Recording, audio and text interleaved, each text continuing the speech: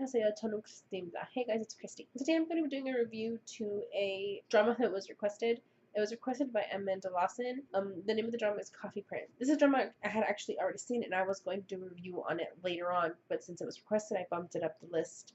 So I'm going to do it right now. We're going to get right into the story of the drama. The story is about Choi Hyun-gil, who is kind of a carefree soul. He really doesn't have a worry in the world. He doesn't really like the idea of being tied down. He doesn't want to have one specific job. He's kind of really just kind of living life and really enjoying it. His grandmother decides that it's time for him to settle down, so she has decided to marry him off. She sets up all these dates with all of these women, and one day he meets this guy, Eun-chan. Eun-chan he's somebody who looks after his family. I can't really remember why, but his dad is not a part of this family anymore. It's just his mom, him, and his sister. He's kind of the breadwinner of the family, right? He does all of these jobs. He works in all of these kind of little odd jobs, and he does it to kind of put, money in his household and put bread on the table. And he's kind of the responsible one in the family. His mom, she's kind of flighty.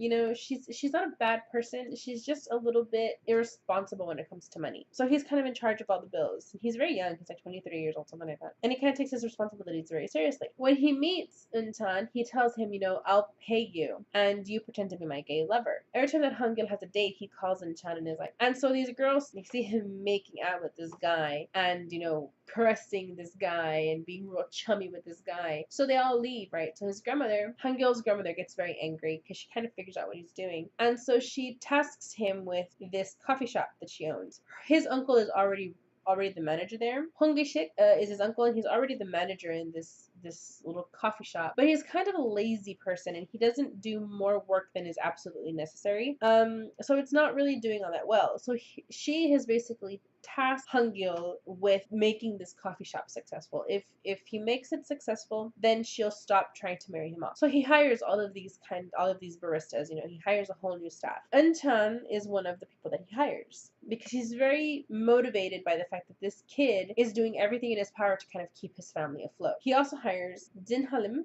Jin Halim is kind of interesting. He's very metro.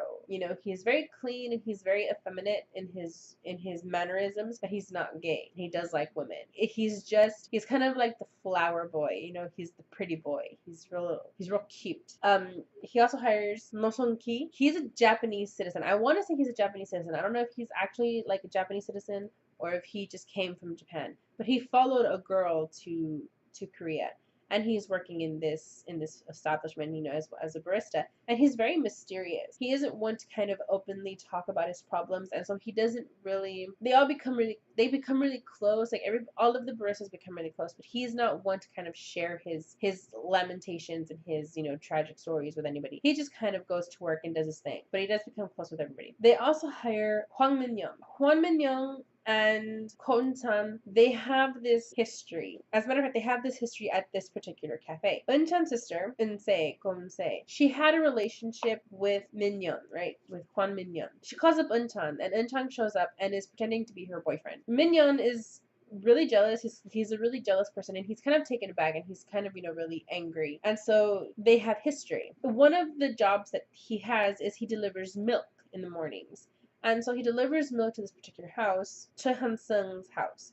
And Choi Han-sung and Han-sung has a dog, like a very cute, big dog. The dog and Eun-chan have a conversation through the closed door. Han-sung notices this and starts kind of talking to him. And so they kind of strike up a friendship. Han-sung has a girlfriend, Han Yu-jo. And she's very pretty, and she's, I want to say she's a model. And she's got all of these friends, all over the place. And she's kind of a little bit vain.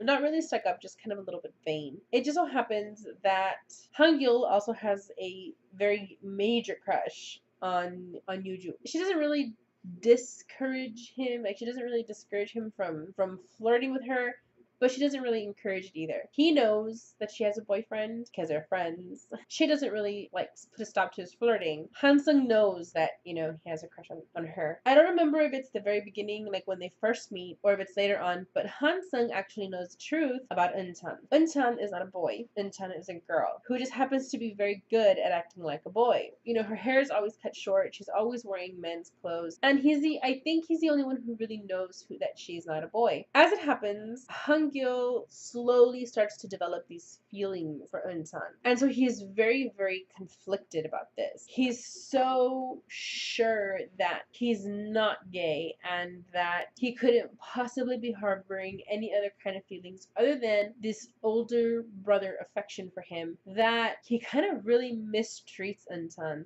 That was my one thing in this drama, is like every time he said something, it was like, oh my goodness, like my heart just broke for Eunsan. At about the same time, when he starts developing these feelings, and Euntan has developed these feelings for Hangul, is trying to get Hangul to admit to these feelings, Hansung starts developing feelings for her. He's showing her something on a computer, and she's sitting down on the desk, and he kind of moves in and he kisses her, and she kind of freaks out over this because he has a girlfriend, she's got feelings for Hangul, and she's not sure where this is coming from. You know, she kind of freaks out and she takes off and she leaves, and she's just like freaking out about this.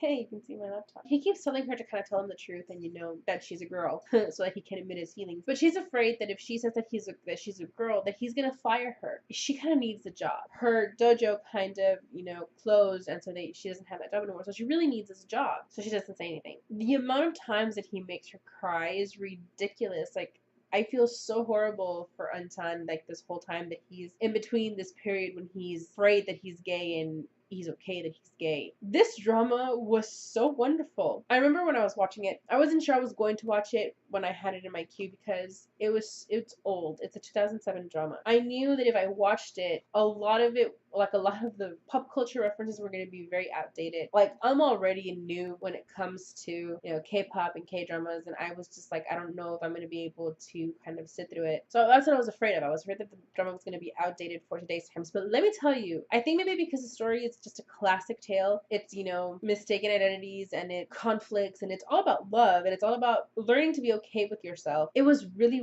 wonderful when he finds out, because he does eventually find out that she's a girl. He's very angry. He gets angry because of all of the suffering that happened and everything that was going on, and all she had to do was say that she was a girl. But I strongly believe that it's a case of where he wouldn't have been able to find himself, and he wouldn't have learned a lesson, you know, where it's okay to love like who you love and love yourself most importantly. But this drama was amazing.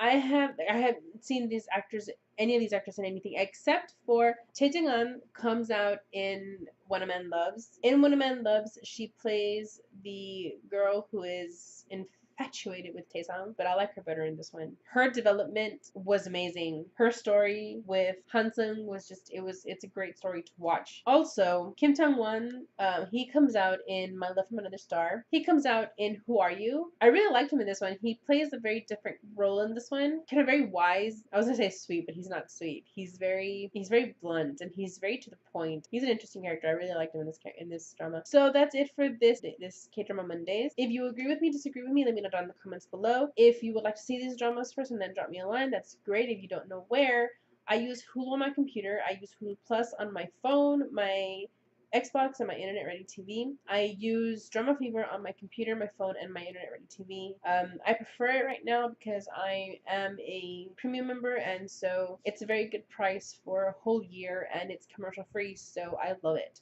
There are some dramas that are not on Drama Fever though, so I use drama.net. The only thing with drama.net is that each episode comes in about 4 parts, and so you have to click play after each part to kind of start it up again. It is good video quality, it is free, and it is commercial free. If you have any requests for me, let me know down in the comments below. If you have anything that you want to see, but you would like another opinion first, tell me about it down in the comments below, and I'm glad to watch it. So next week I'm going to be doing a review, barring any requests. If there's a request, I'm going to do that. I'm going to watch that drama first and do a review on that before I do anything that on the list that I've already seen. Next week I'm going to be doing a review to After School Like You're Not Season 2, because it was requested. After that, I'm going to be doing a review to Answer Me 1987, and after that, to My Love from Another Star, and after that, to EXO Next Door. Like I said, barring any requests, that's the lineup that I'm going to be using. So if you liked this video, give it a thumbs up. If you found this video at all helpful, you know, go ahead and give me a thumbs up. Subscribe if you don't want to miss any more reviews or any Countdown Wednesdays. Or don't subscribe, you know, it's up to you. I'm not telling you how to live your life. It is yours. Live it any way you want. YOLO and all that. I will see you guys next K-Drama Mondays. Annyeong!